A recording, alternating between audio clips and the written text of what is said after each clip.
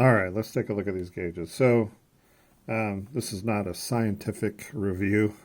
We would need a battery and some resistors and a few other things like that to kind of really dial in exactly how close these gauges are. But just I give you the quick triage that I do on these gauges when I get them in, just to see if they're seem like they're in relatively good shape. Um, so I have oil pressure, fuel, temperature. I didn't do the amp gauge. Again, some people probably disagree, but if they pull to the left, they pull to the right, how do you even know like what that is, right? I mean, you usually when you have an amp gauge, it's just kind of riding high or riding low depending on where your amps are at, if you're discharging or charging the battery. So it looks to be the right one. But I didn't pull one out and check that. The other thing to note is at least the artwork indicates that the new gauge that we have here from our new cluster is an 80 plus because it only has the 3 lines instead of 4. I only had a 79 handy, so which has the 4. Theoretically, they're the same. The tank is the same. I'm pretty sure the sending unit is the same, and I've always found the voltages or the ohms to be, and I'm going to say voltage about 10 times in this video. Apologize for that. The ohms are the same between the two. So anyways, okay. So the way that I check these usually, and again, this is just a quick check, is you touch across the 2 points in the back, and again, you'll usually see, about 45. Sometimes a little higher, sometimes a little lower. And again, barring it being the gauge being damaged, meaning that occasionally, sometimes the little bimetal piece in the back here, I think that's what they call it. Let me see if I can get that a little closer right here. This will get damaged. It'll get too hot, I think, and it kind of gets it kind of warped a little bit. And so then your gauge won't go across there. So if you do have a gauge where you're like, well, it's getting, that it seems like it should go further across, it could be heat damage. It's just kind of got that bent a little bit. And you can kind of fiddle around with those in the back. See if you can, and usually you can get those fixed. But again, 45 is probably a pretty good place to say that gauge is good. And if I do the same thing here,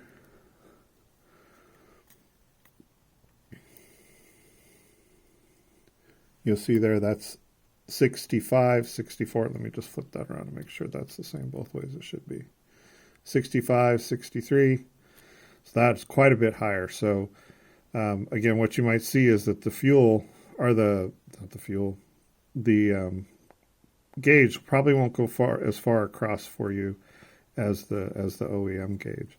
Again, not the end of the world, because it's not like it's numbered so that the numbering would be off. You're just, you're going to probably see, if you were riding on the 3rd leg here, you might only be riding on this middle leg here if you put this cluster in.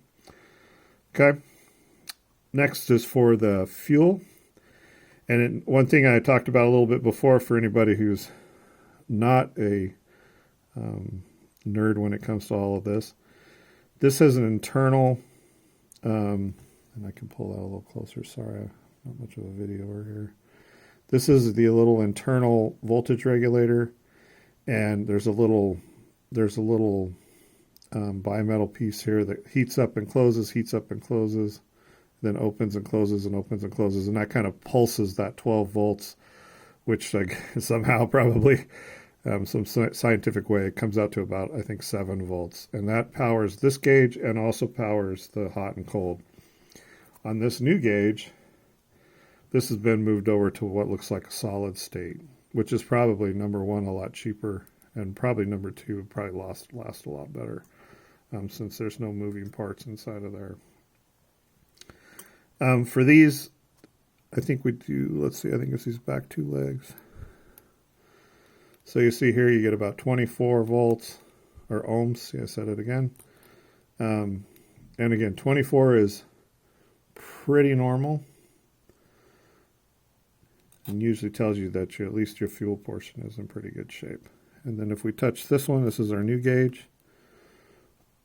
Let's see if I can So you get about 18. So the difference between 25 and 18. So a little bit different again, right? So in that case, I think this is going to show a little bit fuller than it should, as the power comes on and we put a little power against that.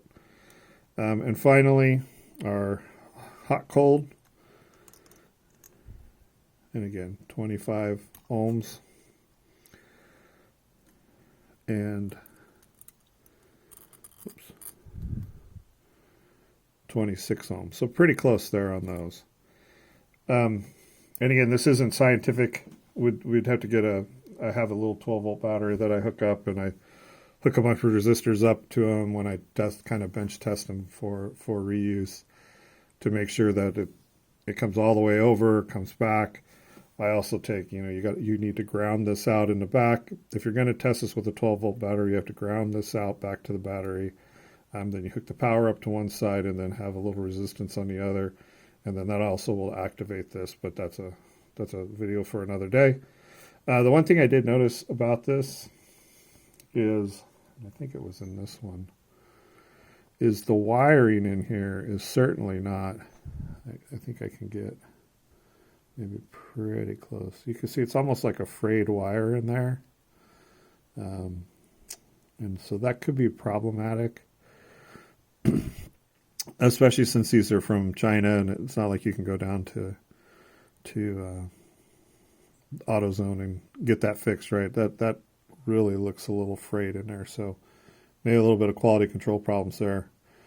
Again, I don't think that you would ever really have a problem as long as it worked right out of the gate, except for if it got a little bit of a spike in the voltage somehow. It might just kind of fry that wire off of there, and then you'd have a dead gauge. And in this case, you'd have two dead gauges because that would potentially kill this gauge as well. That's another good tech tip. If you've ever had a situation where you're hot and cold and your fuel don't work, a lot of times that's a bad fuel gauge because if the voltage regulator's gone bad and then it's affecting both gauges. So that's another free tech tip there for you. So that's it. The last thing I'll say about this, again, is it's not a science. This is just kind of a quick review. The other thing that I didn't say, and I should say, is that this all is assuming that these gauges being, somewhat correct or incorrect is all assuming that all of this kind of process in the back where these little kind of U-shaped metal pieces get heated up and causes causing them to deflect to the left or the right is identical, to the OEM. So there's really no way to tell that unless you, again, kind of do a little bit more of a thorough test of that. But at least initially, it looks like they're pretty close. Alrighty, on to the next one.